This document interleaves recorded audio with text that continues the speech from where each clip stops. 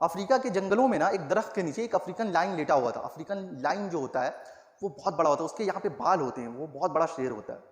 तो वहाँ पे धूप था और उसकी जो बॉडी थी वो गर्म हुआ था, उसकी जो जिस्म था वो गर्म हुआ था। तो कुछ देर बाद वहाँ पे एक छोटे शेर और उसके बच्चे आते हैं, उस शेर को, उस लायन को छेड़ना शुरू कर देते हैं, उस पर हंसते हैं, उस पर भौंकते हैं, उसका खाना कभी उठाकर लेकर जाते हैं। इसी तरीके से कुछ देर बाद वो एक लाइनर शेरनी आती है और वो भी ट्रबल कर वहाँ से घूम फिर कर शेरनी भी चली जाती है।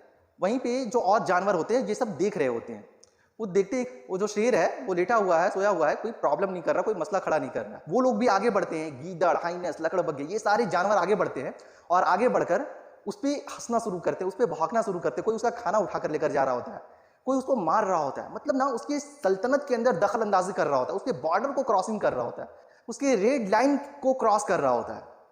फिर भी शेर जो है वो कुछ नहीं करता है, शेर वैसे ही लेटा हुआ होता है। लेकिन जब ये बात हद से बढ़ जाती है तो एक दिन शेर उठता है और आंधियों और तूफान की तरह दहाड़ते हुए आगे बढ़ता है और रास्ते में जो भी आता है उसको चीर फाड़ देता है, उसको खत्म कर देता है। और फिर वो दहाड़ता है, शेर की जो दहाड़ होती है ना वो 5 मील तक सुनाई देती है। 114 डेसिबल के ऊपर शेर बोलता है। उसकी दहाड़ सुनकर ये सारे जानवर साइड हो जाते हैं, सारे भाग जाते हैं। सुन लो, कभी कभार बताना पड़ता है कि मैं एक शेर हूं। यू नीड टू टेल, मैं सोया हुआ हूं, मैं जागा हुआ हूं, मैं शेर हूं। शेर सबसे ऊंचा जानवर नहीं है, वो जिराफा है। शेर सबसे बड़ा जानवर भी नहीं है, वो हाथी है। शेर सबसे चालाक भी नहीं है क्योंकि वो लोमड़ी है। शेर सबसे स्मार्ट भी नहीं है क्योंकि वो चीता है।